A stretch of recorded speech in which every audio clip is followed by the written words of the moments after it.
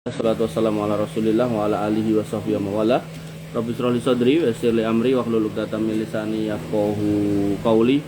Amma ba'du.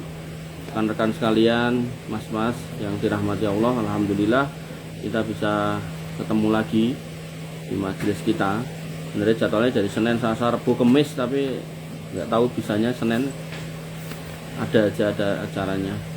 Kita lanjutkan perjuangan kita untuk membaca atau mempelajari tafsir Ibnu Katsir terkait dengan Quran surat Al-Mulk dengan ayat 12. Dan saya minta tolong ya, kalian semua kalau udah selesai itu ditulis itu ayatnya berapa gitu, terakhir kajian. Jadi nanti saya tanya, saya nandai juga, tanda saya 12. Cuman khawatir saya nggak pas gitu kan. Nah tadi ada yang 12 ya berarti pas sama. Oke, kita mulai dari 12. Di sini disebutkan innalladzina yakhshawna rabbahum bil ghaib lahum maghfiratu wa ajrun kabir. Jadi kalau Ibnu Katsir tuh nafsirkannya sepaket-sepaket. Nah, paketannya tuh 12, 13, 12, 13, 14, 15. Jadi kita belajarnya 12, 12, 13, 14, 15. 4 ayat. Nah, 4 ayat mudah-mudahan cukup 1 jam ini ke depan. Dan saya berharap ada yang kalian nanti bisa tanyakan gitu kan. Jadi jadikanlah wadah ketemu kita ini untuk sharing sehingga kita itu bisa memperdalam ilmu agama kita. Dan nggak harus tentang tafsir ya, kalian tanya yang lain nggak apa-apa, tentang fikih nggak apa-apa. Bentar. Halo. Piye Beb? Abi sibuk gak? Ini lagi ngajar, piye? Kok ngajar? Oh. Di memang di waroin apa justru mak? Mak aja dalam mak ning waroin. Iya. Ya Rono, aku lagi ngajar. Oh ya wes. Waalaikumsalam. Abi ya. Oke, kita lanjutkan ya. Ayat 12. Innalladzina yakhshawna rabbahum bil ghaib. Assalamualaikum. Lahum maghfiratu wa ajrun kabir. Sesungguhnya orang-orang yang takut kepada Rabb-nya yang tidak nampak oleh mereka. Ini menjadi dalil kalau Allah itu di dunia tidak bisa dilihat. Bukan karena apa-apa, karena memang Allah memiliki kehendak seperti itu. Kalau umpama orang sholat, selesai sholat, tiba-tiba dari langit jatuh duit 10 juta. Nggak usah 10 juta lah, 100.000 aja setiap selesai sholat. Kira-kira ada nggak orang nggak sholat? Nggak ada. Padahal ayat yang pertama, tabarakalladzi biyadihil mulku wa ala kulli syai'in qadir alladzi khalaqal mauta wal hayata, itu liyabluwakum ayyukum ahsanu amala. Jadi Allah sedang tidak menunjukkan sesuatu hal yang kalian itu nanti tuh gak berusaha untuk mengenalnya gitu loh. Makanya kalian tuh diminta untuk sholat, diminta untuk beribadah, diminta untuk ngaji, diminta untuk jadi anak soleh, bukan karena urusan dunia, tapi karena ini loh, yakhshawna rabbahum, kamu punya rasa takut kepada Allah. Jadi rangkaian seorang mukmin itu diibaratkan oleh seorang ulama itu kayak burung. Burung itu singkatnya ya, punya kepala, terus punya sayap kiri dan kanan. Kepalanya ini adalah cinta. Sayap kanan itu adalah khauf, takut. Sayap kiri itu adalah roja. Maksudnya gimana? Ketika kamu sholat, maka harapannya yang lahir itu cinta. Cinta itu gimana? Adzan kan. Allahu Akbar, Allahu Akbar. Alhamdulillah udah adzan lagi. Aku bisa ketemu atau bisa menghadap Allah lagi. Nah itu yang muncul lah, itulah cinta. Tapi nek Allah Akbar nggak bangun, dibangunin malah marah gitu kan. Ngapain sih baru ngantuk, adzan tuh adzan gitu ya. Nah itu berarti cintanya udah nggak ada. Sehingga nilai ibadahnya itu berkurang banyak. Nggak tahu apakah setengahnya, apakah sepertiganya, atau malah nggak dapat apa-apa. Nah level berikutnya adalah ketika sudah cinta, nah dia menjalankan syariat itu dengan rasa khauf, takut. Takut apa? Takut ditinggalkan Allah. Kamu kalau ditinggalkan Allah terus piye? Kamu mau nyari siapa? mau jadi hambanya setan gitu kan. Kan jelas toh bahwasanya Allah mengatakan wala tatabi'u khutuwati syaiton. Nah, jadi ketika kamu tidak mau berjalan di atas jalannya Allah, ya kamu berjalan di atas jalannya syaiton kan itu. Innahu lakum aduwwum mubin, padahal itu musuh yang nyata. Maka seorang muslim ya harusnya berjalan di atas jalannya Allah. Nah, itu khauf. Kemudian roja, punya harapan. Harapannya apa? Ya dimasukkan surga dengan kamu taat. Maka kalau kamu mau ibadah, ngaji, tahfidz, bahkan kamu mondok, itu pastikan usahakan 3 itu loh. Cinta, khauf, dan roja. Makanya di sini dikatakan innalladzina yakhshawna rabbahum bil ghaib, dan rasa takutnya itu dilandasi karena memang bukan karena melihatnya, memang nggak kelihatan. Sehingga nanti yang disebut dengan ihsan antak budawullah ka annaka tarahu fa ilam takun tarahu fa innahu yaraka. Kamu beribadah, kamu jadi anak soleh, jadi anak baik, seolah-olah kamu lihat Allah. Nek nggak kelihatan, maka yakinlah Allah yang lihat kamu. Gitu. Loh, berarti Allah tidak bisa dilihat? Bisa. Innakum satarawna rabbakum yaumal qiyamah. Loh. Kamu akan melihat, kamu akan ketemu nanti hari kiamat. Syaratnya masuk surga dulu. Untuk sampai sana, yang namanya surga uiddat lil muttaqin. Selain muttaqin, uiddat lil muhsinin. Jadilah orang yang bertakwa, jadilah orang yang ihsan. Nah, kamu nggak muhsinin, kamu musiin, ya nggak bisa masuk sana. Kamu bukan muttaqin tapi kamu kafirin, naudzubillah, nggak akan ke sana gitu. Paham nggak? Sehingga nanti orang-orang kafir innahum lamahjubun, mereka terhalang dari melihat Allah, nggak mungkin bisa ketemu. Makanya orang-orang yang nggak sabar menanti penantian panjang untuk melihat Rob yang sebenarnya, mereka mulai memvisualisasikan Tuhan, mulai dibikin patungnya, mulai dibikin gambarnya. Bahkan parah lagi, nggak mau bikin gambar, nggak mau bikin patung, langsung nyembah makhluknya, nyembah binatang, nyembah apa itu, tumbuhan, nyembah batu. Nah, coba ada batu gede terus disarungi, sarungnya merah putih ya, terus disolawati, coba. Makanya seorang muslim harus hati-hati sama yang kayak gitu gitu. Nah, di sini dikatakan innalladzina yakhshawna rabbahum bil ghaib, sesungguhnya orang yang beriman itu takut kepada Allah yang ghaib, nggak kelihatan. Nah, maka dapat balasan lahum maghfiratu wa ajrun kabir, dapat ampunan dan juga balasan yang besar, yaitu surga yang tidak terbatas kenikmatannya. Mau makan apa aja ada, nggak pernah kenyang. Mau minum apa aja ada, nggak pernah lagi haus gitu kan. Kemudian wa asirru qaulakum awizharu bih innahu alimum bidzatis sudur, dan rahasiakanlah perkataanmu atau nyatakanlah sesungguhnya dia maha mengetahui segala isi hati. Maksudnya semua kebaikan itu mau kamu nampakkan atau enggak, Allah itu tahu. Cuman nek mau buat nampakkan ya jangan riya, Allah juga tahu gitu. Jadi kadang ada orang nggak mau menyembunyikan amal tapi ya dipamerkan, itu ya salah juga gitu. Nah, kemudian ala ya'lamu man khalaqa wa huwal latiful khabir, apakah Allah yang menciptakan itu tidak mengetahui yang kamu lahirkan dan rahasiakan, padahal dia itu Rabb yang maha halus lagi maha mengetahui. Kemudian wa huwal ladzi ja'ala lakumul arda dalulan famsu fi manakibiha wa kulu min rizqih wa ilaihin nusyur. Dialah yang menjadikan bumi itu mudah buat kamu, mudah buat injek ya nggak kemana-mana buminya, ya toh. Kamu jalan buminya ya nggak lari, kamu cangkul dia nggak marah. Coba nek yang dicangkul orang lagi bawa cangkul dia udah siap-siap pengen lari gitu kan. Maka ini kalau bumi nggak kemana-mana buminya, ditanami juga nggak marah gitu kan, bahkan dilubangi nggak marah gitu kan. Nah, famsu fi manakibiha, maka berjalanlah di semua penjurunya, carilah rizki, carilah nikmat. Nah, nanti ada orang itu yang apa, Allah kasih akal tapi kemudian tidak dimanfaatkan. Ketika dia berbuat maksiat kemudian kita katakan, "Mbok kamu taubat," jawaban dia, "Wong yang haram aja nggak cukup apalagi harus nyari yang halal." Jangan lupa kalau Allah ciptakan bumi itu luas. Nanti dalam ayat yang lain, alam takun ardullah wasi'ah, istamir. Alam takun ardullah wasi'ah wa tuhajiru fiha. Apa kamu tidak lihat bumi itu luas? Ngapain kamu tidak hijrah? Artinya khususnya kalian yang dari luar Jawa sudah ke Jawa kan udah lihat Jawa kayak gini. Ini saran aja. Kamu kalau di Jawa jangan cuman lihat Jawanya tok. Kamu lihat tuh di Jawa tuh ada apa. Terus kamu mulai bayangkan nanti nek kamu pulang itu bisa nggak direplikasi di tempatmu.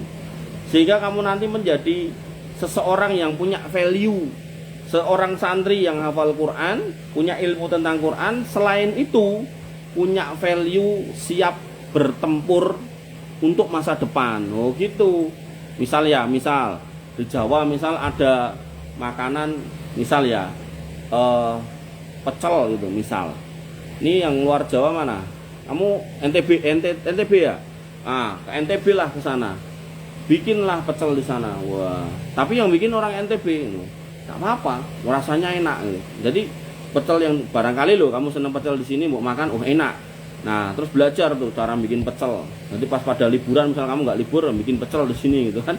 Begitu kemudian udah jadi, disuruh rasain temennya enak, pulang sana bikin jadi bos pecel. Nah, pecel Solo. Nah, orang Solo Pak? Bukan. Tapi saya pernah jadi santri di Solo gitu. Ya. Contoh lagi misal di sana itu Notosuman ada apa? Ada orang jual apa di Notosuman? Serabi. Jangan cuma makan tok itu enak gitu, jangan. Itu yang punya Cina, non muslim. Nah, bikin kamu itu. Nanti pulang ke sana. Mungkin ditambahi apa namanya? Nek Notosuman kan ditambahi misis ya. Mungkin di sana misisnya bentuknya komodo gitu kan. Nah, serabi apa? Serabi komodo misal ngono toh. Jadi jadilah orang yang punya nilai gitu loh. Terus di sini misal apalagi makanan-makanan yang enak gitu loh. Ya nggak harus makanan, apa aja sih. Kamu misal dilihat Solo tuh apa gitu kan. Nah, nanti pulang itu diaplikasikan. Sehingga kamu pulang itu nggak cuman bawa Pak alhamdulillah udah selesai tahfidz. Oh iya gitu. Tapi aku nggak punya duit Pak. Jangan gitu. Santri itu harus sukses, harus kaya, harus hebat gitu loh. Dengan kaya itu kamu mengangkat derajat orang tua, mengangkat derajat masyarakat gitu. Ya. Jadi jangan sampai kamu, Pak saya udah selesai jadi santri, udah punya ijazah tahfidz gitu kan. Kira-kira nanti saya kalau ngimami di mana nanti dapat amplop berapa? Waduh, payah kalau kayak gitu. Jangan ya. Ya makanya wanifidin azani Allah wa iyyakum famsu fi manakibiha. Jalanlah ke seluruh penjurunya. Kemudian wakulu mirizki, lah makanlah dari nikmat Allah yang ada di semua sudut dunia itu. Tapi catatannya halalan thayyiba wala tusrifu. Yang halal dan thayyib dan jangan berlebihan. Wa ilaihin nusyur, karena kamu nanti akan hanya kembali kepada Allah, dibangkitkan oleh Allah Subhanahu wa taala. Nah, kita mulai. Allah Subhanahu wa taala menerangkan posisi orang-orang yang takut kepadanya ketika ia sedang sendirian. Jadi rasa takut itu akan terbukti dengan benar kalau sedang sendirian. Nek banyak orang gini, nggak ketahuan. Wah, solih-solih kalau banyak orang. Tapi kalau sendirian, di kamar mandi, nggak ada yang ngantri, ada sabun sama sampo, apa yang diperbuat. Nah, disitulah baru ketahuan kamu ini orang yang takut sama Allah apa enggak. Ya. Lah, apa tahu aku di dalam kamar mandi baru ngapain? Tahu lah, gitu kan. Ya, maka di sini dikatakan sedang sendirian, maka dia akan enggan melakukan kemaksiatan, kemudian menjaga ketaatan, tidak ada seorang pun yang melihatnya kecuali Allah. Nah, maka kualitas diri kamu dalam keimanan dan ketakwaan akan bisa terlihat. Nilailah sendiri ketika kamu sendirian. Nah, sendirian. Aku jadi bapakmu gampang nanti, niten ini gampang. Ini kepalanya disampuin satu, sampo harusnya buat sebulan kok 2 hari habis, ya buat apa gitu kan, itu pertanyaan. Nah makanya wanifidin azanullah, kamu harus hati-hati ya sendirian gitu kan. Kemudian karena Allah melihat, kemudian sesungguhnya dia akan mendapatkan ampunan dan pahala yang sangat besar, yaitu dia akan diampuni dosa-dosanya dan semua kebaikannya akan dibalas dengan pahala yang besar. Jadi kamu kalau bertakwa, pernah berbuat dosa tapi kamu bertakwa, maka Allah akan ampunkan semua dosa-dosa itu. Sebagaimana diterangkan dalam hadis Al-Bukhari dan Muslim, sab'atun yudhilluhumullah fi dhillihi yauma la dhilla illa dhilluhu, yaitu ada 7 golongan yang akan dinaungi arsy Allah, di mana tidak ada naungan kecuali naungannya, yaitu salah satunya adalah disebutkan yaitu seorang rajulun ta'athu imra'atun zata mansibin wa jamalin, seorang laki-laki, seorang pemuda yang dia dipanggil oleh seorang wanita yang punya paras yang cantik dan punya kedudukan, punya harta, punya jabatan. Kemudian diajak untuk berzina, lalu dia berkata, "Inni akhafullah, aku takut sama Allah." Nah, maka beliau juga menyebutkan seorang laki-laki yang bersedekah. Nah, lalu dia sembunyikan sedekah dengan tangan kanan, fa akhfaha hatta la ya'rifu ma yusaddiqu simalihi, Bahwasanya dia bersedekah tangan kanan, tangan kirinya tidak tahu yang disedekahkan apa. Ini orang prakteknya terus ditutupi gitu. Sebenarnya bukan itu maksudnya. Maksudnya adalah ya kalau kamu sedekah tidak usah dipamerin gitu aja. Masukin duit 2.000. Bro, foto dulu ya 2.000. Mau tak upload ke medsos ya. 2.000 minta foto gitu. Nah, itu jelek gitu kan ya. Maka kamu mau sedekah, mau zakat, mau infak, udah tidak usah dipoto-foto gitu. Biarkan itu Allah yang tahu. Nah, ikhwani fillah azani Allah wa iyyakum. Kemudian Al-Hafidz Abu Bakar Al-Bazzar berkata di dalam musnadnya, diriwayatkan dari dari Anas, ia berkata, para sahabat berkata, wahai Rasulullah, sesungguhnya jika kami berada di sisimu, kami menjadi orang yang baik-baik. Nah, akan tetapi jika kami tidak bersamamu, kami nggak seperti itu. Beliau bersabda, bagaimana hubungan kalian dengan Rabb kalian? Mereka menjawab, sesungguhnya Allah Azza wa Jalla adalah Rabb kami yang selalu bersama kami dalam keadaan sembunyi-sembunyi maupun terang-terangan. Beliau bersabda, bukankah yang kalian lakukan itu adalah bentuk kemunafikan? Artinya gini, kalau kamu bersama nih, kumpul nih, bisa jadi orang baik, anak soleh, tapi kok sendirian kamu bermaksiat, itu hakikatnya kan kamu sedang bermaksiat di hadapan Allah sendirian. Nah, maka di sini Nabi bertanya, apa kamu pengen jadi orang munafik toh? Gitu. Kenapa kalau di depan orang kok kamu baik, tapi kalau kemudian justru di depan Allah sendirian? Namanya sendirian itu manusia tidak lihat, tapi Allah lihat gitu kan. Nah, gini kan Allah lihat sama-sama kita. Nah, kita tidak maksiat karena mungkin ada orang. Tapi begitu kita sudah sendirian, Nabi mempertanyakan, apakah kamu tuh mau jadi orang munafik dengan sendiri? Wong kamu tuh sedang sendiri tuh Allah lihat. Berarti kan kamu sedang berhadapan dengan Allah gitu loh. Masa kamu malah kayak gitu? Nah, itu loh.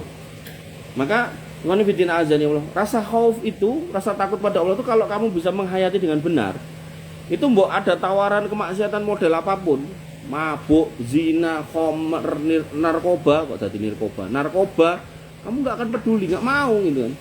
Kenapa? Kamu tahu Allah tuh ngawasi itu. Diajak temennya nyolong mangga ya nggak akan mau, nyolong ayam ya nggak akan mau. Apalagi, nah ini PR santri nih, santri loh. Nggak di pesantren sini, nggak di mana-mana. Saya nggak tahu kalau di sini ya. Jadi musibahnya di pesantren itu apa sih? Itu kadang itu nggak ada orang. Pengen punya temennya, akhirnya apa?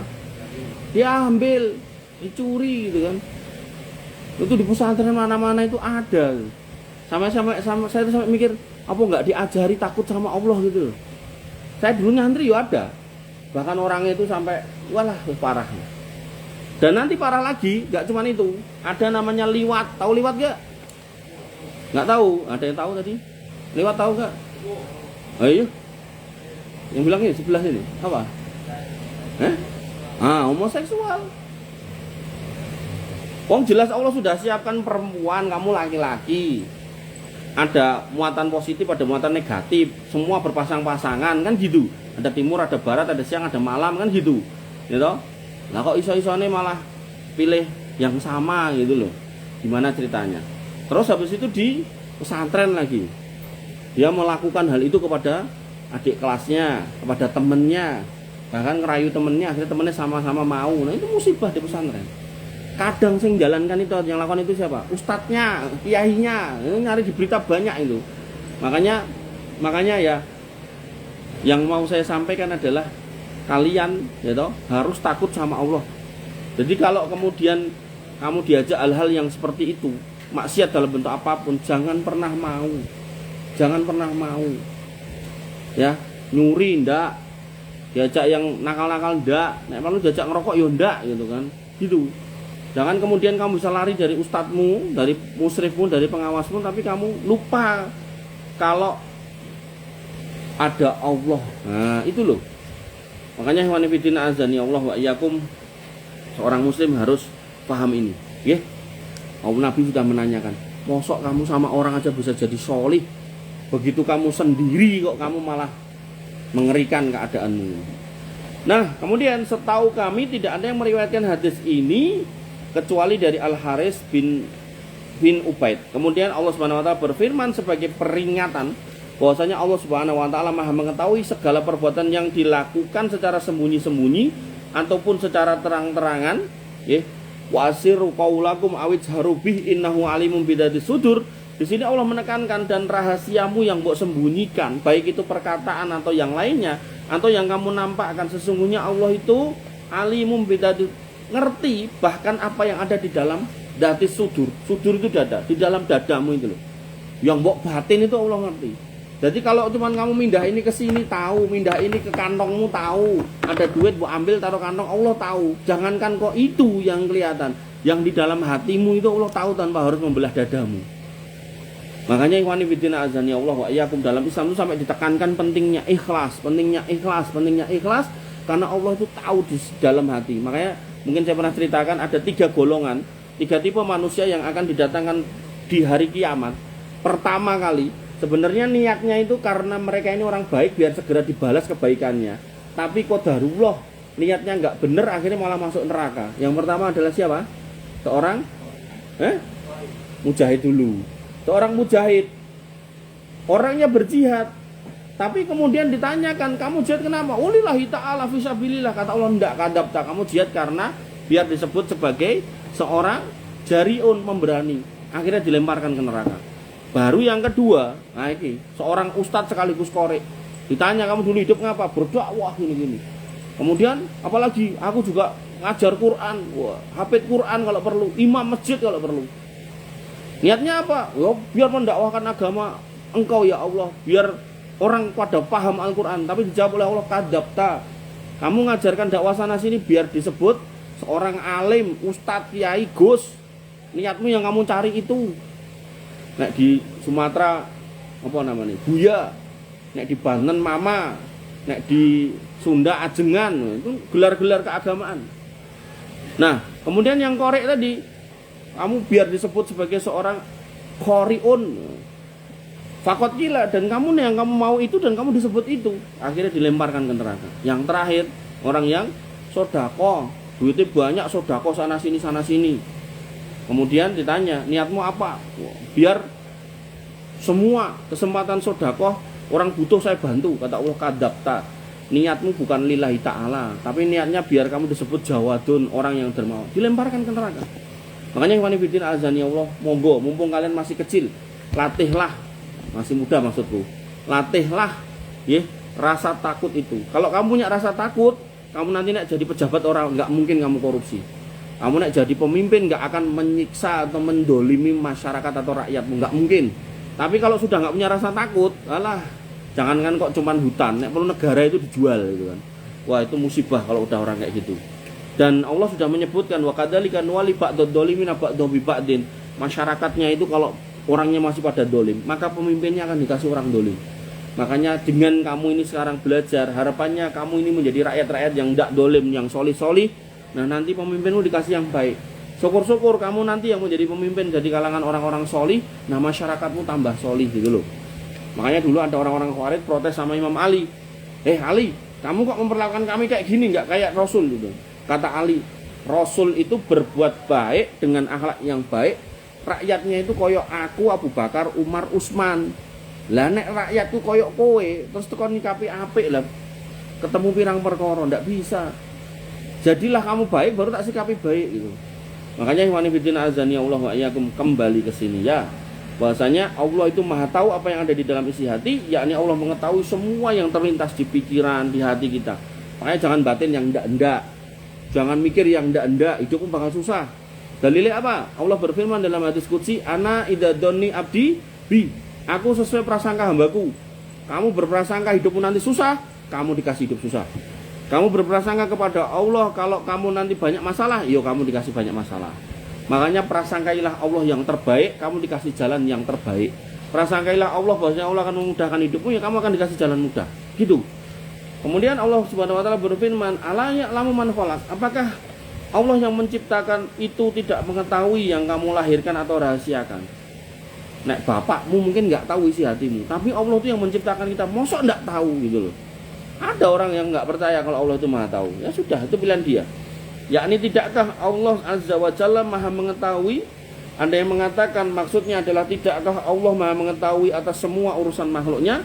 Namun pendapat pertama lebih kuat sebagaimana firman Allah, wa huwal latiful khabir, dan dia adalah yang maha halus dan maha mengetahui. Al-khabir itu lebih dalam daripada al-alim. Jadi al-khabir itu tahu dengan detail. Misal, kamu kenal si fulan enggak? Kenal itu. Kenal di mana? Itu teman saya pondok dulu gitu. Tapi kenal banget enggak? Ya kenal banget. Lah kenapa? Loh aku dari kelas 1, kelas 2, kelas 3, kelas 4, kelas 5, kelas 6 itu bareng. Terus makan itu sepiring bareng. Kalau saya dulu nyantri itu biasanya makan tuh bareng pakai piring bareng itu. 2 orang, 3 orang gitu. Makan bareng, kita cerita bareng, ngobrol bareng. Ada masalah dia cerita, aku tahu banget. Bener gitu. Iya bener, itu sohib saya gitu. Wah, disitulah bisa masuk dalam kategori kenal dengan mendalam. Tapi nek teman, oh kenal itu. Lah kamu tahu banget enggak? Enggak, ya, cuman kenal aja. Dia orang Sumatera gini-gini. Ya cuma tahu itu aja gitu. Lah, saudara berapa? Ya enggak tahu. Nah, kalau kayak gitu itu berarti cuma tahu gitu. Makanya nanti dalam pertemanan itu ada istilah teman, ada istilah sahabat. Jadi teman itu ya cuma kenal, sahabat itu dalam gitu. Makanya ikhwan fillah azani Allah wa iyyakum. Kemudian disebutkan di sini, ya, bahwasanya dan sebentar. Dan dia maha halus dan maha mengetahui. Kemudian Allah Azza wa Jalla menyebutkan nikmat yang diberikan kepada makhluknya berupa ditundukkannya bumi bagi mereka. Dan bumi itu pun tunduk atas perintahnya agar dijadikan tempat yang baik, tidak terhalangi oleh adanya gunung-gunung yang menjulang tinggi.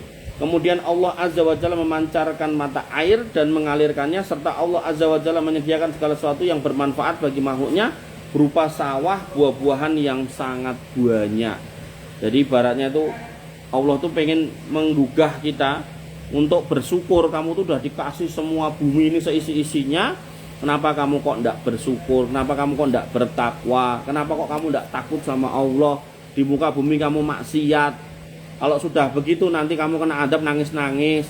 Makanya dalam sebuah hadis kan Nabi mengatakan, ya, idza doharo zina wa riba fi qaryatin. Kalau zina dan riba di satu tempat itu sudah merajalela, faqad ahallu bi adabillah, maka kalian sendiri yang sudah menghalalkan adab Allah untuk turun. Makanya Allah sudah mengasih bumi alam wala tufsidu fil ardi ba'da islahiha, bahwasanya bumi itu sudah dikasihkan indah kepada kita, baik, jangan kamu rusak. Maka kalau dirusak kemudian terjadi bencana, ya jangan salahkan siapa-siapa, salahkan dirimu sendiri gitu loh. Makanya harusnya orang-orang yang punya kuasa kemudian melihat, oh buminya ini sedang dirusak, ya dihentikan, jangan malah dikasih akses terus untuk merusak. Akhirnya banjir bandangnya yang terbawa air kayu blondongan, kayu yang sudah nggak ada pohonnya daunnya, bener-bener mulus, sudah dipotongi soalnya, hutannya habis ini. Makanya ikhwan fillah azani Allah wa iyyakum, di sini Allah benar-benar menginginkan kita itu menjadi hamba yang takut kepadanya karena Allah sudah memberikan semuanya. Allah Subhanahu wa taala berfirman, "Huwallazi ja'ala lakumul arda dalulan famshu fi manakibiha." Dialah yang menjadikan bumi itu mudah bagi kamu, maka berjalanlah di segala penjurunya, yakni berjalanlah di muka bumi kemana saja kamu kehendaki, dan carilah rizki di setiap penjurunya dengan melakukan perdagangan, bekerja. Sesungguhnya usaha kalian sama sekali tidak manfaat kecuali dengan kemudahan dari Allah atas kalian. Mau jadi petani boleh, mau jadi polisi boleh, tentara boleh, guru boleh, mau jadi pejabat boleh. Yang penting menjadi hamba Allah yang punya rasa takut. Petani kalau punya rasa takut kepada Allah, maka dia nggak akan pakai obat-obatan yang merusak apa? Lingkungan. Pejabat kalau dia menjadi orang yang takut pada Allah, dia tidak akan korupsi nyusahkan rakyat. Polisi, tentara kalau takut sama Allah, dia nggak akan menjadi backingan para kriminal, narkoba, tidak akan gitu kan. Jual barang bukti tidak akan gitu.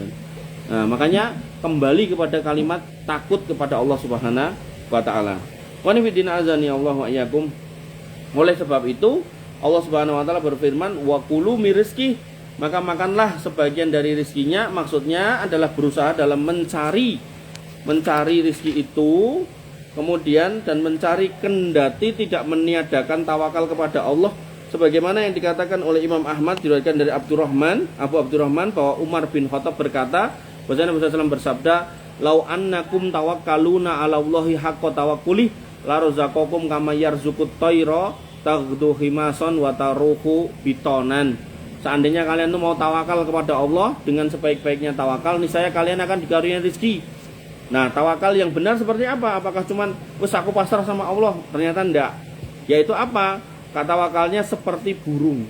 Nah, burung itu gimana? Dia di sini dikatakan, yaitu yang namanya burung taghdu himason, keluar pagi-pagi perutnya kosong. Kemana dia keluar? Mencari makan. Wataruhu pitonan, dan dia kembali di sore hari dengan perut yang sudah berisi kenyang. Itu tawakal namanya. Bukan kemudian duduk di masjid dikir wirid tok nggak ngapa-ngapain, itu bukan tawakal. Tapi karena kamu ini levelnya adalah masih apa istilahnya, masih santri, masih anak-anak, ya kamu belajar. Cuman nanti ketika kamu sudah jadi tulang punggung, ya kamu harus bertawakal yang benar. Nanti ada seorang suami itu mau nikah, mau punya anak, mau tapi nggak mau kerja, itu nggak boleh kayak itu. Dia harus tetap kerja, ikhtiar, harapannya keluar dengan perut kosong, pulang dengan perut kenyang. Gitu. Itulah yang disebut dengan tawakal yang benar. Ibaratnya gini, kamu punya motor misal atau mobil. Bentar. Oh ya. Tak kira kuncinya nggak ada. Kamu punya motor misal, parkir bawah, jebret. Maka tawakal yang benar bukan kemudian kuncinya buat taruh situ kamu naik, enggak. Kunci yang benar baru naik. Atau kamu naik kuda barangkali. Di NTB naik kuda kamu?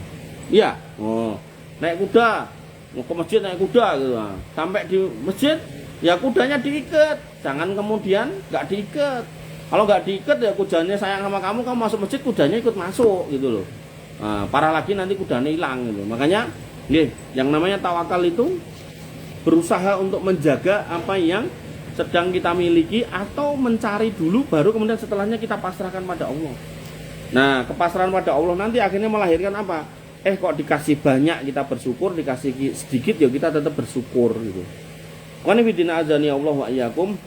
Kemudian Imam Tirmidzi berkata, ini adalah hadis hasan sahih. Kemudian Allah Azza wa Jalla menetapkan bahwa waktu pagi dan sore untuk mencari rezeki dengan tetap bertawakal kepada Allah. Jadi kalau bisa kamu nanti kalau usaha, dagang, kerja itu kerjanya pagi sampai sore aja, jangan kerja yang malam. Tapi nek memang nggak bisa, nggak adanya ya malam ya silakan ya. Cuman maksud saya kalau memungkinkan, karena memang Allah ciptakan siang itu untuk cari nafkah, malam itu buat istirahat kan gitu. Kalau memungkinkan itu. Tapi nek nggak bisa adanya malam, saya kebetulan jadi polisi atau tentara terus piketnya malam ya sudah nggak apa-apa, itu bagian dari apa kewajiban untuk memenuhi dinas itu. Itu yang baju merah tidur kah? Malah udah pingsan. Kum. Halo. Cuci muka dulu. Ayo, cuci muka dulu. Nah, awas pingsan. Nah, ikhwani bidina azani Allah wa iyyakum. Maka karena Allah lah yang menundukkan dan memudahkan serta penyebab kemudahan. Makanya ada doa, Allahumma la sahla illa ma ja'altahu sahla. Lanjutannya, wa anta taj'alul hasna idza syi'ta sahla. Makanya kamu kalau ngapain aja berdoa itu. Misal kamu mau dagang, berdoa itu Allahumma la sahla, selain bismillah tawakkaltu ala Allah ya. Nah, misal kamu mau dagang gitu kan, Pak toko, bismillah tawakkaltu ala Allah la haula wala quwata illa billah. Kemudian Allahumma la sahla illa ma ja'altahu sahla. Biar Allah yang kasih kemudahan, Allah yang ngatur. Makanya kalau kamu mau merenungi kisah Musa, Musa itu membelah lautan itu nggak pakai ekskavator, ya toh? Pakai apa? Pakai apa? Tongkat. Ditutuk ketok tuk. Allah belahkan lautan. Pertanyaannya, kira-kira kalau nggak pakai tongkat, itu kira-kira Allah apa nggak bisa membelahkan lautannya? Bisa. Kenapa Musa harus pakai tongkat? Agar kita itu belajar bahwasannya seorang muslim itu harus ikhtiar walaupun kecil, maka sisanya Allah yang akan mengatur, dan apa yang diatur oleh Allah itu lebih baik, bahkan bisa jadi hasilnya lebih besar. Sehingga nanti dalam sebuah hadis dikatakan, ya gulam ihfadillah yahfaduka. Jagalah agama Allah, Allah akan menjagamu. Ihfadillah tajidhu tujahaka. Jagalah Allah, maka Allah akan memberikan pertolongan yang ada di hadapanmu. Sehingga kalau kamu menjadi seorang muslim yang benar, bertakwa dengan benar, di atas Quran dan sunnah yang benar, maka semua hidupmu itu Allah yang nata. Tapi ikhtiyaro walaupun sedikit itu loh. Nggak harus ngoyo. Kerja dari pagi sampai sore sampai malam sampai pagi gitu kan. Ternyata itu emang dikit gitu kan. Makanya mungkin saya pernah cerita kan. Ya mudah-mudahan Allah kasih hidayah beliau-beliau itu. Saya kalau ba'da subuh ngisi kajian itu ke arah sana, Gilingan, dekat-dekat stasiun terminal sana.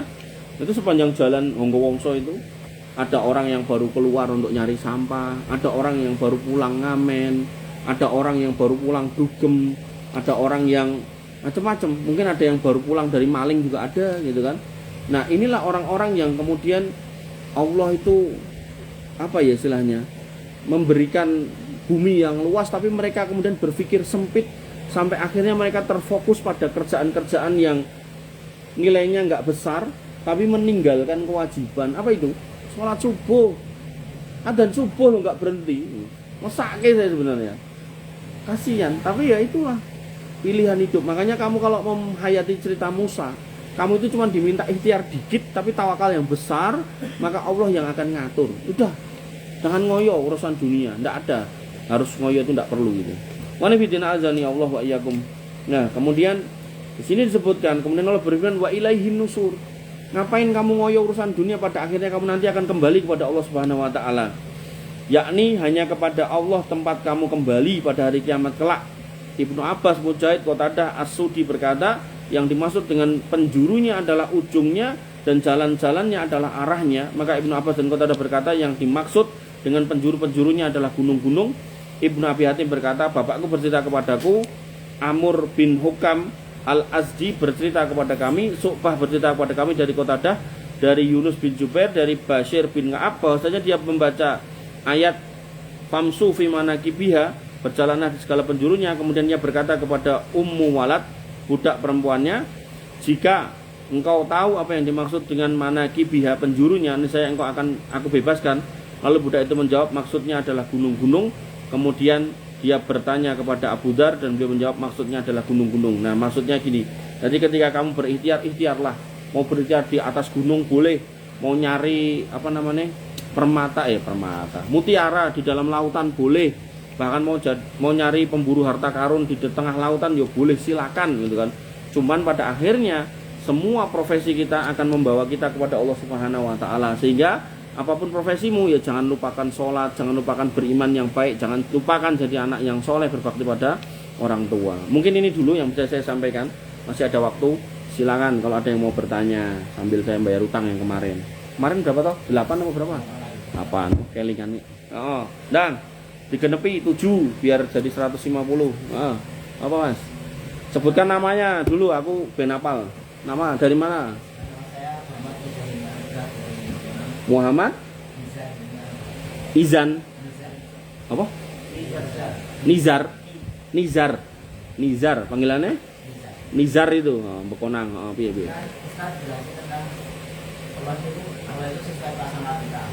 Terus misal kita mau pergian jauh, terus kan dari rumah dari perjalanan safar itu merupakan perjalanan yang paling dekat menuju kematian.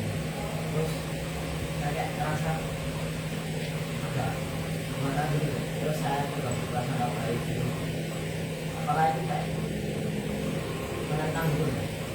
Kita merasa takut tapi kita juga berasa baik. Bentar. Kamu safar takut mati gitu. Terus biar jelas. Ustadznya bilang kalau safar itu langkah menuju kematian gitu toh. Bisa jadi merupakan perjalanan paling dekat menuju kematian, safar. Terus kamu mau berprasangka baik ketika safar. Berprasangka baiknya gimana kamu? Maksudnya kamu mikir apa gitu? Mudah-mudahan nggak mati di safar gitu. Ya gitu. Ya. Manifidina azani Allah wa iyyakum. Kalau tidak salah Ibnu Abbas pernah berkata pada waktu dulu al-yaum, hari ini waktu beliau masih hidup, itu kasirul fuqaha, banyak orang-orang fakih, orang-orang alim, wa qalilun khutaba, sedikit khutaba. Tapi nanti gitu kan akan banyak khutaba dan sedikit fuqaha. Nah, ciri dari khutaba itu adalah orang yang senang berkata-kata, tapi kata-katanya kalau dikembalikan kepada dalil itu kurang tepat. Jadi banyak orang yang berkata-kata, tapi kata-katanya itu nek dikembalikan kepada dalil kurang tepat. Padahal fa inna asdaqal hadisi kitabullah, yang paling benar dari sebuah perkataan itu Quran, wa khairul huda huda Muhammad, dan sebaik-baik petunjuk itu petunjuk Muhammad. Jadi ibaratnya nek kamu punya medsos, terus kamu senang berkata-kata, kata-kata hari ini, tidak ada senyum yang lebih indah selain merekahnya bunga di pagi hari misal gitu kan. Terus akhirnya ada yang nge-like and spread terus share gitu kan. Terus kamu bangga. Maka sebenarnya kalau kembali ke dalil, maka lebih baik kamu meletakkan di dalam medsosmu itu Al-Quran dan hadis daripada berkata-kata. Nah, kembali ke kata-kata tadi, bisa jadi, untung ada kalimat bisa jadi, safar itu adalah satu waktu atau satu keadaan yang paling dekat atau mendekatkan kita ke dalam kematian. Au kama qala gitu kan. Maka apakah perkataan itu benar atau salah? Maka perkataan itu bisa dibilang tidak salah, tapi juga tidak bisa di 100% dibenarkan. Kenapa? Karena kematian itu akan apa? Akan mendatangin kita sewaktu-waktu dan kapan saja, bukan cuman pas safar. Nah, justru kalau mau kembali kepada safar, itu Nabi punya perkataan, harusnya ini yang dipakai, yaitu safar itu adalah sebagian dari cobaan dari Allah kepada hambanya. Kenapa? Karena akan jauh dari keluarga, jauh dari kenyamanan bantal, kenyamanan kasur, makan juga seadanya. Apalagi kamu yang misal rumahnya NTB, paling jauh NTB ini atau ada yang lebih jauh? Riau. Di Sumatera mana? Riau. Binjai, Medan ya. Kamu pulang berapa hari? Naik kapal, 2 hari naik kapal di Surabaya. Nana naik bis. Naik bis 3 hari, lebih lama itu.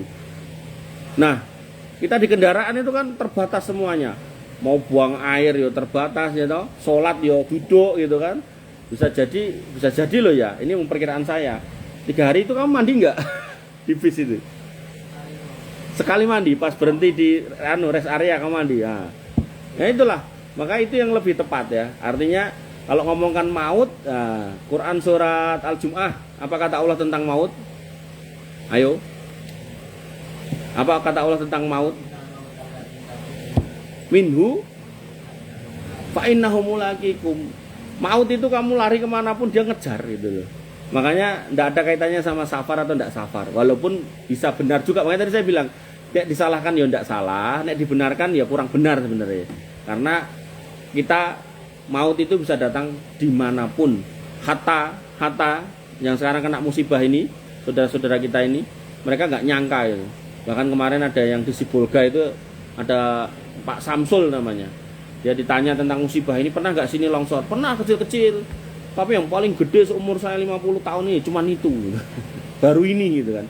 Makanya Iwan Ibidin, kamu sampai pada ayat nanti, ayat 16, 17, di situ Allah mengatakan apa? A'amintum man fis sama'i ayyashifa bikumul ardo fa idza hiya tamur. Apakah kamu akan merasa aman dari Allah yang ada di langit sana, yang mampu menenggelamkan kalian? Nah, coba. Berarti kan kita tidak bisa lari dari maut. Artinya kita bahkan tidur pun itu sebenarnya juga dalam pengawasan Allah. Dan bisa jadi ada loh orang tidur tiba-tiba kebakaran, mati kebakar, tidur rumahnya rubuh ya ada, termasuk yang kemarin kena banjir itu ya nggak nyangka itu kayak gitu. Nah makanya Iwan Ibn Azani Allah, lalu kita berprasangka pada Allah, ya Allah berilah saya selamat, mudah-mudahan saya sampai tujuan selamat, tidak apa-apa, bagus. Maka kalau kamu berhadapan dengan musibah yang berat, cobaan yang berat, masalah yang berat, prasangkailah kalau masalah itu akan selesai. Makanya saya secara pribadi, sekarang saya punya masalah nih, misalnya sama si A, si B, si C, nah maka saya mikir, insya Allah besok selesai. Nek besok tidak selesai, insya Allah minggu depan selesai. Minggu depan nggak selesai, insya Allah bulan depan selesai. Kalau nggak bulan depan, tahun depan selesai. Makanya saya selalu mikir gini, ketika saya mulai kuliah, itu saya nggak akan mikir, ini kok kuliah susah, enggak. Yang saya pikir, tahun depan saya udah semester 3, tahun depannya saya udah semester 5, tahun depannya saya udah lulus gitu. Termasuk ketika waktu saya seusia kamu misal, pengen nikah gitu. Saya cuma mikir, alah nanti selesai sini, saya kuliah, selesai kuliah saya nikah gitu. Makanya saya begitu selesai, wah nikah dulu walaupun tidak punya kerjaan itu. Bilalah ya ada yang mau gitu kan, nggak apa-apa gitu ya. Jadi berprasangka baiknya bagus, cuman tadi koreksinya tentang safar itu mendekatkan kita pada maut belum tentu, karena dalilnya tidak mendukung ke arah situ. Pertanyaan berikutnya, sini dulu. Mau nama sama asale. Panggilannya David. Oh ya. Dari Mojo Gedang ya. Oke. Kebetulan saya biasanya pernah kalau pagi itu diizinkan tilawah sama ustaz ya. Kalau pagi tilawah sama ustadznya. Kan pas pagi pas baca surat Hud. itu kan ada ayat yang Bismillahirrahmanirrahim itu. Apa? Bismillahirrahmanirrahim. Oh, bismillahirrahmanirrahim wa mursaha. Itu kan kata saya kalau bacanya Bismillahirrahmanirrahim itu apa juga? Salah. Apa? Itu buat mengawali Nabi Nuh kalau mau mengendarai Kapal. kendaraan Ya. di laut. Ya. Kalau bahasanya Madurha kendaraan yang di darat. Ye. Kan selang beberapa waktu saja. Bahwa hari itu kan sholat Yusuf. Kan di sholat Yusuf juga ada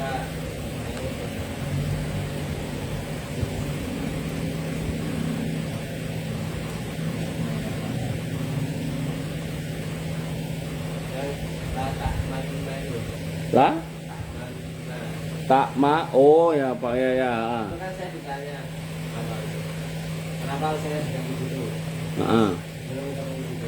Belum ketemu juga. Terus kamu sekarang nanya saya. Ya. Jadi di dalam pembacaan Al-Qur'an itu ada namanya qiraatu asaroh, ada qiraatu sab'ah. Nah, di situ sebenarnya mau dibaca majriha atau majruha enggak apa-apa sebenarnya. Karena nanti ada riwayat siapa. Cuman dalam satu riwayat, misalnya riwayat Hafsah ya harus Hafsah terus, jangan dicampur dengan riwayat Nafi dan seterusnya, jangan. Makanya ketika pembacaannya dari awal adalah riwayat Hafsah, terus kemudian di situ ketemu majriha ya majriha, jangan kemudian jadi majruha. Makanya nggih nek terkait kemudian yang benar mana, kalau itu memang khilaf di dalam qiraah, maka itu semuanya benar karena 7 sampai 10 qiraah itu pernah disampaikan atau dibacakan kepada Nabi dan dibenarkan semua. Karena memang pada waktu itu tuh yang namanya Quran itu boro-boro harokat, titik aja nggak ada gitu loh. Makanya pelafatannya itu berbeda-beda. Nah, Khalifah Utsman berusaha untuk menyamakan. Yang dipakai adalah riwayat Hafsah. Nah, itu yang dipakai. Nah, itulah yang kemudian sampai kepada kita. Nah, karena kita sampai kepada kita, pelafatannya majriha ya harus majriha, bukan kemudian majruha. Gitu. Kemudian yang terkait tadi yang dengan tanyakan, ditanya kenapa kok dibaca begitu, itu ya kembali pada qiraahnya. Qiraahnya memang seperti itu.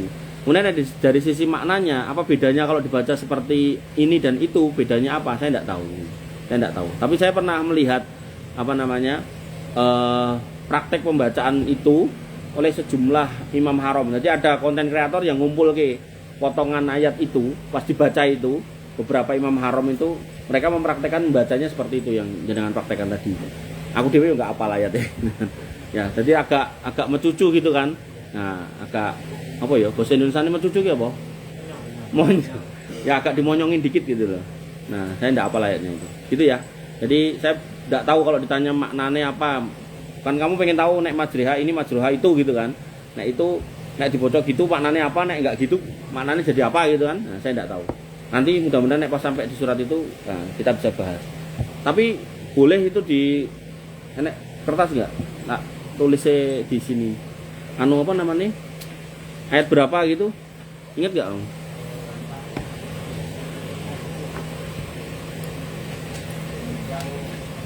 Yang tadi Yusuf tadi loh. Bentar, pinjam pulpen Mas. Ada enggak? Yusuf ayat 11. Sama yang majriha tadi? Surat Hud ayat berapa? Yang mau tanya maknanya kan? Oke, siap. Berikutnya belakang, depan belakang. Oh, belakang kamu. Apa tuh? Sebentar, apa? Tentang? Gimana? Pendapatnya gimana emang?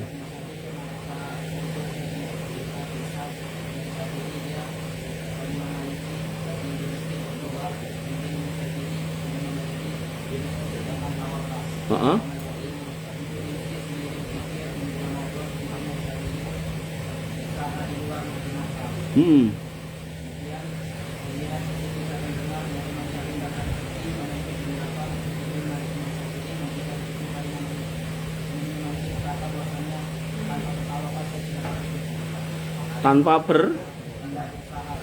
tanpa berusaha saya sudah mendapat rezeki. Oke. Terus pertanyaannya, apakah Imam Malik salah? Pertama, saya kisah Imam Malik yang kamu sebutkan saya belum pernah tahu, belum pernah dengar, ya. Jadi saya tidak bisa mengembalikan ke cerita itu ya. Cuman kalau ditanya tentang bagaimana tawakal yang benar tadi sudah disebutkan, kayak burung. Burung itu seperti apa tawakalnya? Tawakalnya keluar dari sarang dalam kondisi perut lapar dan pulang dalam kondisi perut kenyang. Nah, keluarnya lapar, kemudian pulang kenyang, di tengah-tengahnya itu dia nyari makan. Nah, maka tawakal yang benar ya itu. Sehingga Imam Malik punya kalimat, pernah berdiri di depan makam Nabi sambil nunjuk kuburan Nabi. Dia mengatakan tidak ada manusia di kolong langit ini yang perkataannya harus atau wajib diikuti kecuali orang yang menghuni kubur ini. Ini menjadi dalil gini, ala kulli hal saya tidak tahu cerita itu tadi ya. Maka apapun cerita yang kamu dengar, kalau sesuai dengan Quran, hadis, insya Allah itulah yang benar. Artinya kalau diperbandingkan cerita tadi, umpama itu cerita itu ada dan benar riwayatnya, maka tentu yang sesuai dengan burung yang mana? Imam Syafi'i. Nah itu cara menjadikan pilihan dalam pendapat yang berbeda itu seperti itu. Jadi kamu cari landasannya dulu. Begitu landasannya ada, maka khilaf ulama ini bisa kamu pilih. Nah, itu namanya tarjih. Kamu merojihkan satu pendapat dari dua.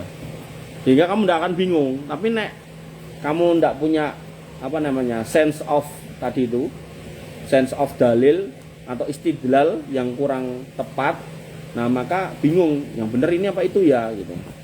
Kayak tadi tentang safar mendekatkan pada maut, bisa benar tapi belum tentu mutlak benar, karena hakikatnya maut itu bisa datang kapanpun. Nah, tapi kalau kita pakai dalil yang benar ya maut akan ngejar kita kemanapun kita pergi, gitu ya.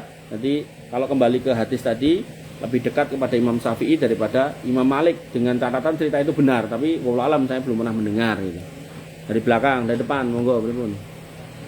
Tadi sana namanya siapa tadi? Zaki dari Binjai tadi ya. Binjai itu di sini rambutan nih. Apa rambutan di sini itu dari sana kali ya? Medan.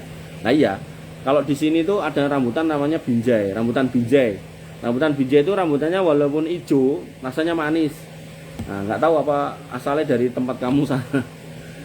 Kamu? Perkenalkan, nama saya Fawas Kajima. Fawas. Asal Kalimantan Selatan. Wah, Kalimantan Selatan. Dari mana Kalimantannya? Selatannya? Kabalong? Batu licin, batu yang licin-licin. Nah, terus? Saya itu biasanya habis dapat nasihat, habis pengajian itu kayak tambah lagi iman, tambah kayak apa gitu kan. Tapi buat satu hari doang, hari besoknya udah kayak males-malesan. Ya. Caranya kasih saya nasihat biar saya istiqomah. Oke. Baik. Gak cuman kamu. Yang namanya Handolah itu salah satu penulis Nabi. Jadi Nabi itu kan gak bisa baca, gak bisa tulis. Nah, punya sahabat namanya Handolah. Penulis Nabi itu banyak, ada penulis wahyu, ada penulis surat. Handolah ini salah satu penulisnya. Handolah itu pernah datang kepada Abu Bakar As-Siddiq. Abu Bakar As-Siddiq datang kepada Handolah. Apa istilahnya? Mainlah itu. Terus Abu Bakar As-Siddiq bertanya, gimana kabarmu wahai Handolah? Kayak kamu gimana keadaanmu? Kata Handolah, nafaqo Handolah. Handolah sekarang jadi orang munafik. Wah, itu Handolah bilang gitu. Padahal itu penulisnya Nabi. Berarti kan sering ketemu Nabi. Kita nggak pernah ketemu Nabi toh. Nah, kecuali yang ngaku-ngaku ketemu Nabi itu banyak. Nah, terus yang terjadi, Abu Bakar nanya, loh kok gitu? Lah gini loh Abu Bakar, kita itu kalau dekat dengan Nabi, ketemu dengan Nabi, kita itu seolah-olah ngelihat surga dan neraka itu di depan mata. Tapi begitu sudah pulang, ketemu anak istri, terus ketemu urusan di rumah, kita itu lupa surga neraka lagi. Sing kelingan yo anak istri itu gitu. Nek saya ngomong agak ada Jawa-Jawanya gitu, kamu paham nggak? Paham. Nah, kelingan apa kelingan? Ingat ya. Nah, maka Yang teringat itu anak, istri, dan yang di rumah. Misalnya di rumah senengnya kambing ya ingatnya kambing gitu kan. Surga neraka lupa. Berarti aku udah munafik gitu. Abu Bakar bilang apa? Demi Allah, nek itu sing mbok maksud, aku iya. Abu Bakar loh. Abu Bakar ini orang paling mulia setelah Nabi loh. Dan ini disepakati semua ulama akidah. Abu Bakar juga mengatakan, aku yo ngono, aku juga kayak gitu. Sebentar ya. Alah.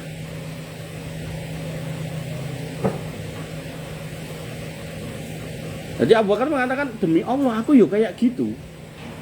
Yus gini aja, ayo kita datengin Nabi, kita tanya. Nah di situ menjadi apa namanya fikih buat kita.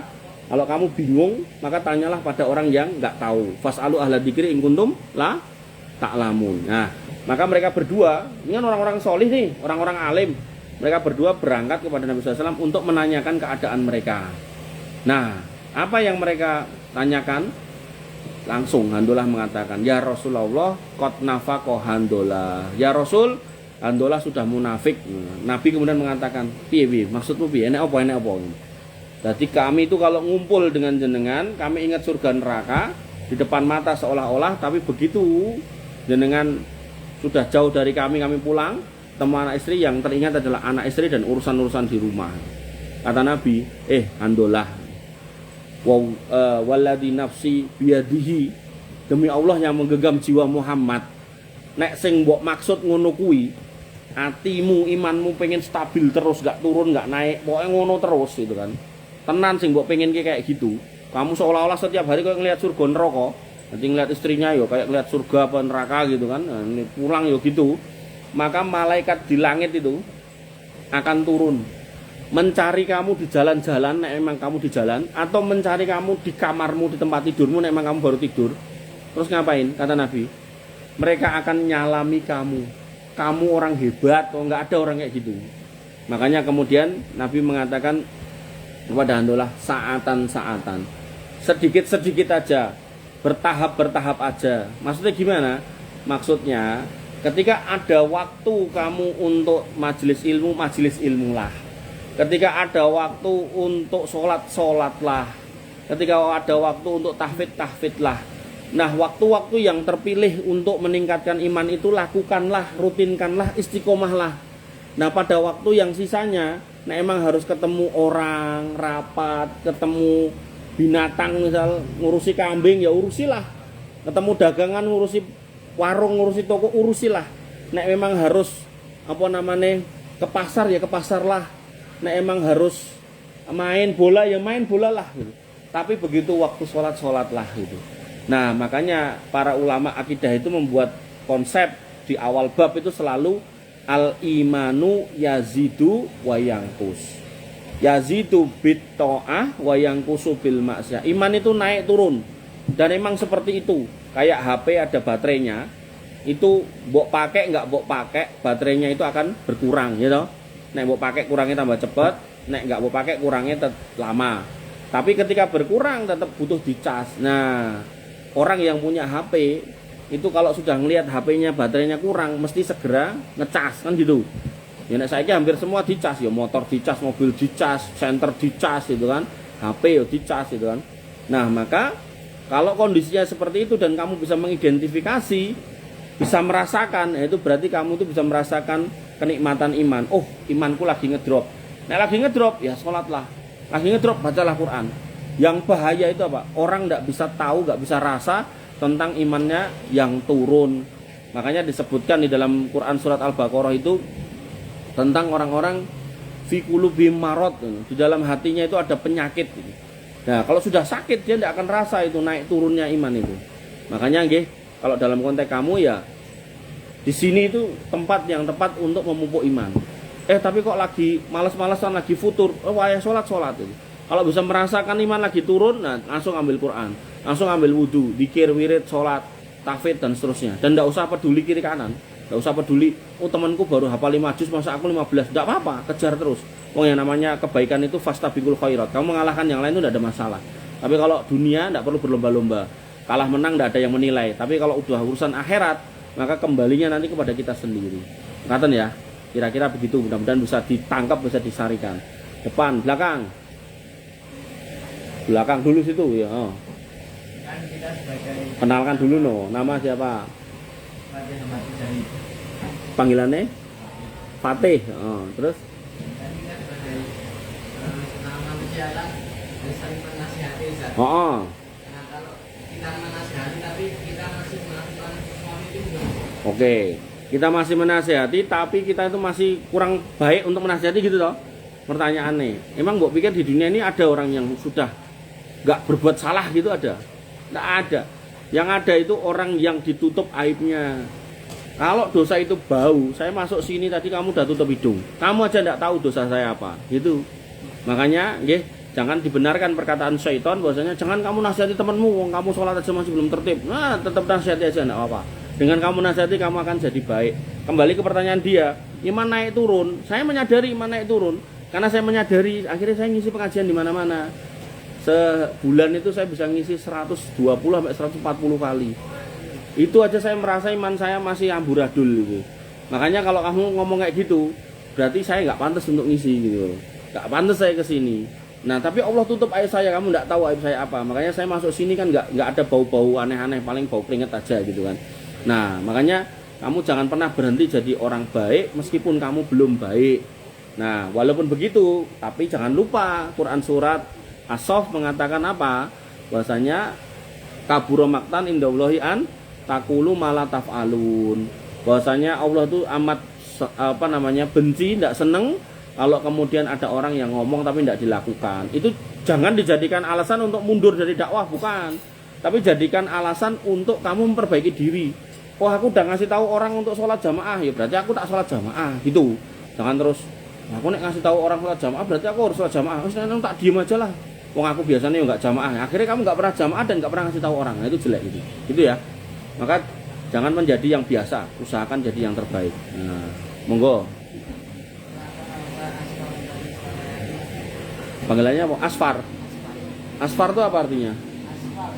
Asfal. Asfa. Asfa. Asfa. Heeh. Benar, pernah belajar? Tufatul Afal. Sama? Heeh. Ya harus. Makhrajatul ya.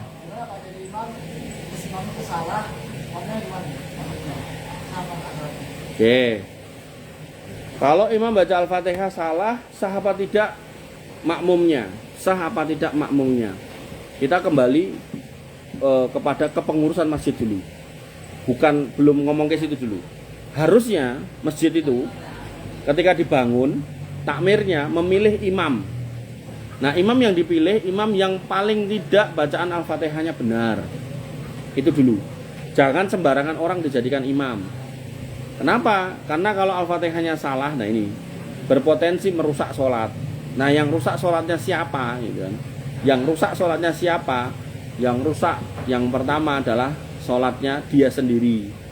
Kemudian yang kedua, kalau makmumnya tahu bacaannya salah, berantakan, kok kita tetap makmuman, makmumnya juga rusak sholatnya. Tapi kalau kita tidak tahu, nah misal ya saya safar, terus tiba-tiba masuk masjid ada orang sholat. Wah, yang imami dolin amin. Nek parah seperti itu, saya akan membatalkan sholat dan ganti masjid atau saya sholat di situ nunggu dia bubar gitu kan.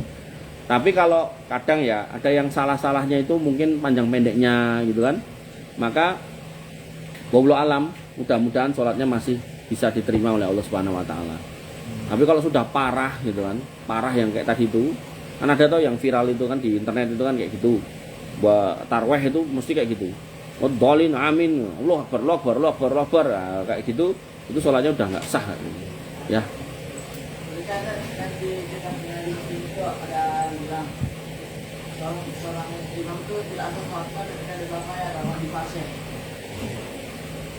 Sekarang gini, misal ya. Seorang imam nggak sah sholatnya kalau di belakangnya ada orang yang lebih fasih, ya toh?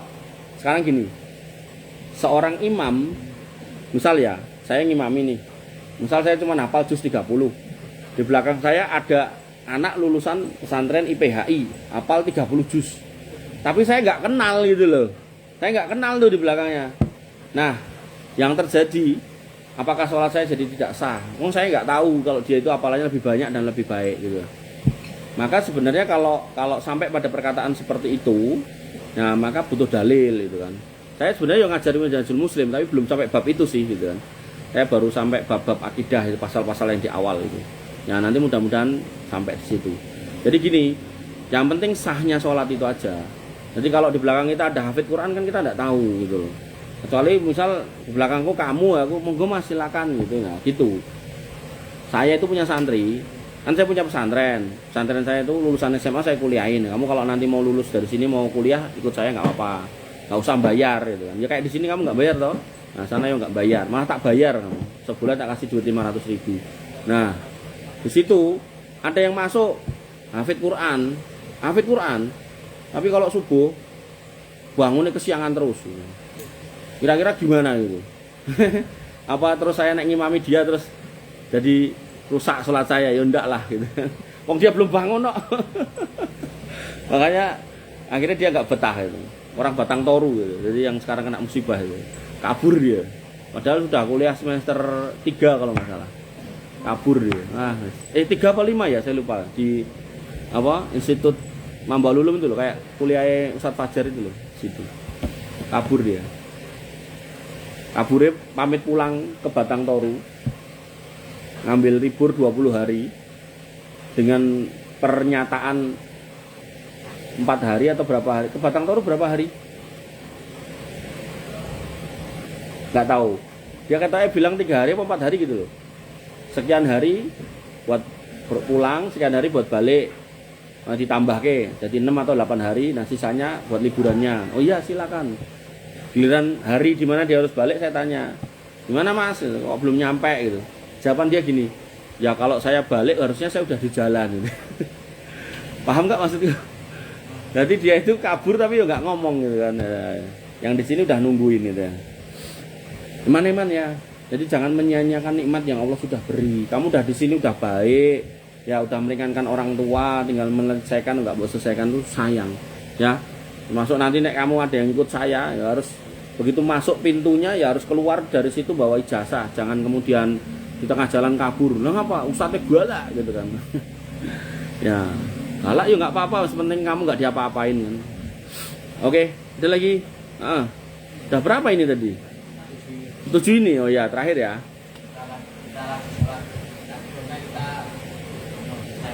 Ya. Masih terasa makanan. Oke. Kita mau sholat makan dulu gitu. Terus pas sholat ada gudal yang kerasa gitu. Rasanya. Oh. Ya. Oke. Makanya Nabi SAW mengatakan, bahwasanya laula an asuko ala ummati la amartuhum bisiwakin inda kulli sholatin. Kalau kiranya tidak memberatkan umatku, maka mereka akan tak suruh kalau mau sholat untuk gosok gigi bersiwak. Nah ini menjadi dalil, kalau jenengan mau sholat itu gosok gigi. Pertanyaannya, nek sholat kerasa makanan, kira-kira sholatnya batal atau enggak, sah atau tidak? Jawabannya sah. Karena yang membatalkan sholat adalah apa? Apa? Yang membatalkan sholat adalah ya keluarnya najis toh dari depan sama belakang, kentut itu loh, yang membatalkan wudhu itu loh, itu kan membatalkan sholat, ya toh. Kemudian apalagi pembatal sholat dalam fikih Syafi'iyah, kalau nggak salah ada berapa ya? Pakai sarung. Siapa yang bilang pakai sarung? Maksudnya? Pas sholat. Oh, ya nggak boleh lah. Tak pikir sarungan sholat itu lah. Nah, berbicara dalam sholat, itu Allahu Akbar sebelah temennya. Apa kabar? Nah, batal sholatnya. Kentut tadi udah. Terus apalagi? Menguap enggak batal. Ketawa terbahak-bahak. Pokoknya sampai mulutnya mangap bersuara, wah itu batal, gitu kan? Nek senyum ndak ada masalah, selama ndak parah lah ya. Nggak parah, tapi ya jangan suka senyum-senyum sendiri nanti dikira gila. Terus apalagi nek makanan itu yang membatalkan wudhu apa? Apa? Nek makanan yang membatalkan wudhu adalah daging unta. Kalau bawang, pete dan seterusnya itu ndak batalkan wudhu. Wudhunya ndak batal, cuman gosok gigi lah. Karena Nabi melarang kita mengganggu umatnya yang lain. Nah, termasuk bentuk gangguannya adalah bernapas yang bau.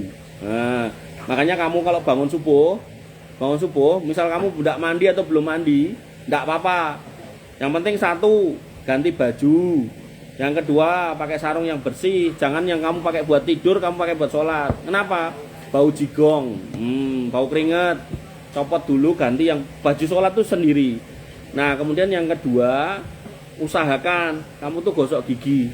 Karena saya itu kalau masbuk, nek nggak ngimami masbuk misal gitu, itu samping saya itu ada orang udah pakai baju bagus tuh, baju koko, peci, sarung gitu kan. Begitu takbir, Allahu Akbar, dia juga itu makseng gitu. Napasnya luar biasa, bau bangkai gitu.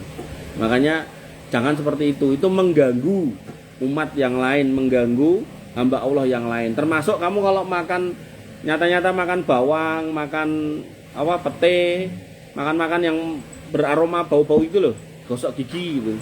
Misal makan sate misal gitu kan, nah, bukan malah dipamer ke temennya gitu. Allah Akbar. Jangan ya, nggak boleh ya itu. Dah, setuju ya? Oke, baik teman-teman, ini yang bisa saya sampaikan. Mudah-mudahan bermanfaat. Den ya. Kurang lebihnya saya mohon maaf. Alafu minkum. Subhanakallahumma bihamdika asyhadu an la ilaha illa anta astaghfiruka wa atubu ilaik. Assalamualaikum warahmatullahi wabarakatuh.